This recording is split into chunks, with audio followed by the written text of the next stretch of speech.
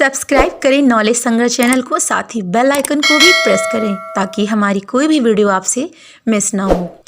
भक्तजनों, श्री महालक्ष्मी व्रत की कथा अगहन मास में इसका श्रवण और पठन करने से दुख दारिद्र दूर होते हैं और माँ महालक्ष्मी की कृपा से सुख संपत्ति ऐश्वर्य प्राप्त होता है। साथ ही माँ भक्तों के मन की इच्छा को भी पूर्ण करती हैं। तो आइए महालक्ष्मी की इस पावन कथा का श्रवण करते हैं।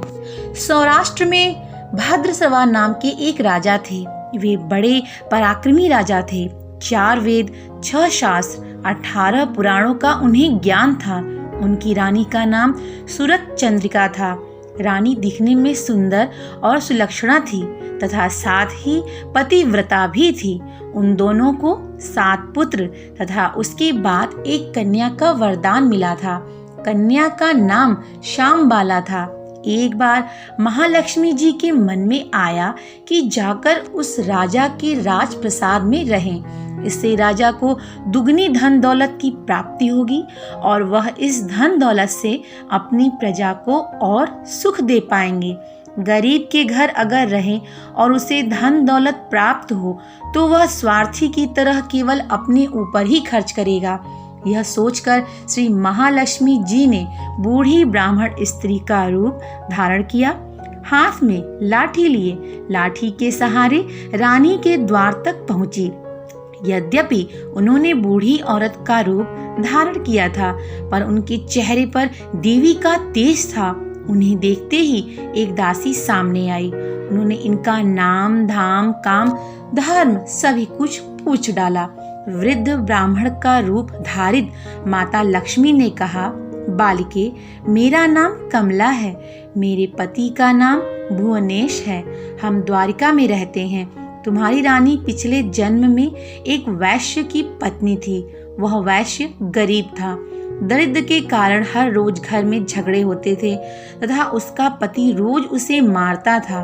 इन बातों से तंग आकर वह घर छोड़कर चली गई तथा वन में जंगल में खाली पेट भटकने लगी।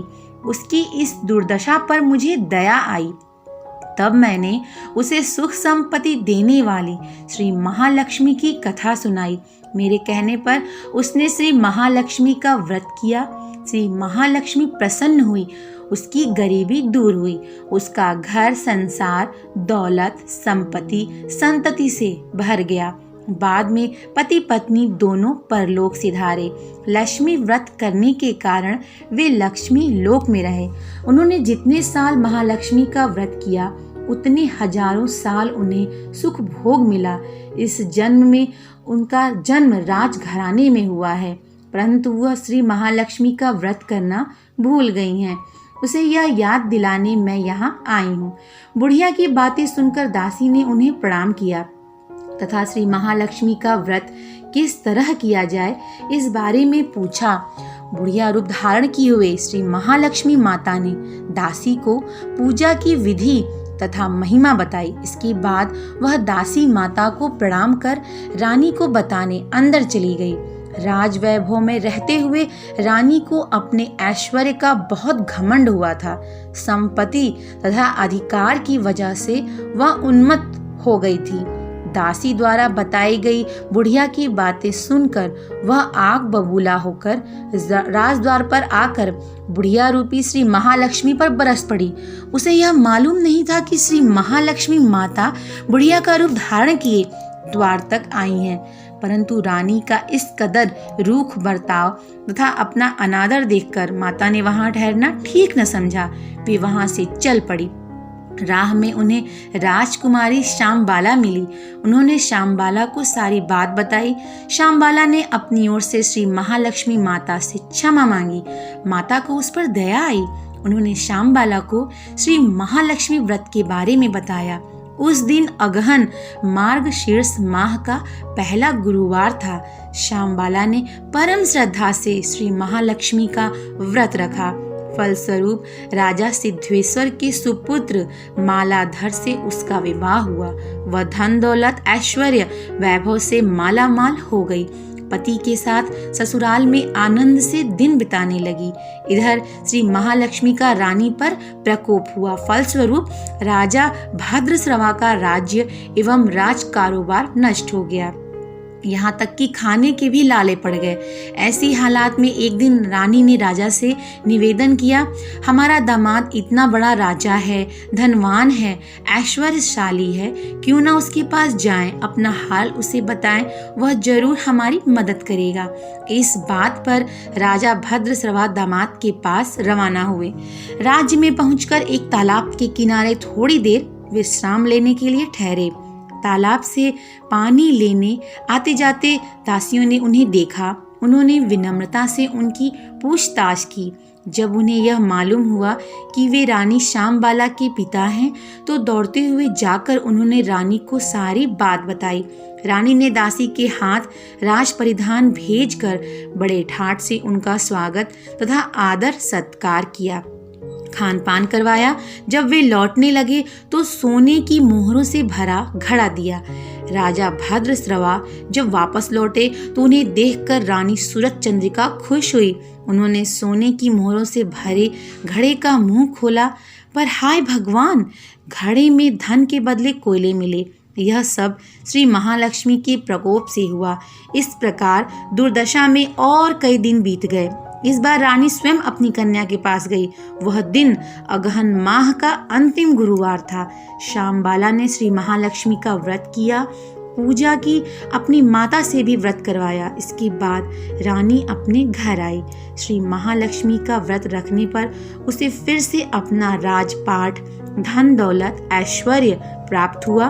वह फिर से सुख, शांति, आनंदमय जीवन व्यतीत करने लगी। कुछ दिनों बाद राजकन्या श्यामबाला अपने पिता के घर आई। उसे अपने घर देखकर सूरज चंद्रिका को पुरानी बातें याद आई। यहीं के श्यामबाला ने अपने पिता को घड़ा भर कोयला दिया था और उसे तो कुछ भी नहीं दिया था। इसी कारण श्यामबाला को पिता के घर आने पर उसका कोई आदर आतिथ्य नहीं हुआ, बल्कि अनादर हुआ। पर उसने इस बात का बुरा नहीं माना। अपने घर लौटते समय उसने पिता के घर से थोड़ा नमक ले लिया। अपने घर लौटने पर उसके पति ने पूछा, अपने मायके से क्या लाई हो? इस पर उसने जवाब दिया, वहाँ का सार लाई हूँ। पति ने पूछा, इसका मतलब क्या हुआ? श्यामबाला ने कहा, थोड़ा धीरज रखें, सब मालूम हो जाएगा। उस दिन श्यामबाला ने सारा भोजन नमक डाले बिना बनाया और परोसा। पति ने खाना चखा। सारा खाना नमक बिना था, इसलिए स्वाद न आया। फिर श्यामबाला ने थाली में नमक डाला। इससे सारा भोजन स्वादिष्ट लगने लगा। तब श्यामबाला ने पति से कहा, यही है वह मायके से लाया हुआ सार। पति को उसकी बात सही लगी। फिर वह दोनों हंसी मजाक करते हुए भोजन करने लगे। कहा गया है कि इस तरह जो कोई श्रद्धा भाव से श्री महालक्ष्मी की पूजा करता है, उसे माता की कृपा अवश्य प्राप्त होती है, सुख संपत्ति शांति प्राप्त होती है, साथ ही सभी मनोकामनाएं पूर्ण होती हैं। हर गुरुवार को यह व्रत पाठ अवश्य करना चाहिए। इस तरह श्री महालक्ष्मी की महिमा भक्तों की मनोकामना को पूर्ण करती है। ओम महालक्ष्मी नमः। मित्रों, आज की यह वीडियो आपको कैसी लगी कमेंट बॉक्स में जय माँ लक्ष्मी अवश्य लिखिएगा। साथ ही चैनल पे फर्स्ट टाइम आए हैं तो प्लीज़ इसे सब्सक्राइब जरूर करें, फ्रेंड्स फैमिली को शेयर करें। फिर मिलूंगी मैं एक ऐसे ही यूजफुल वीडियोस के साथ। तब तक के लिए हरि ओम।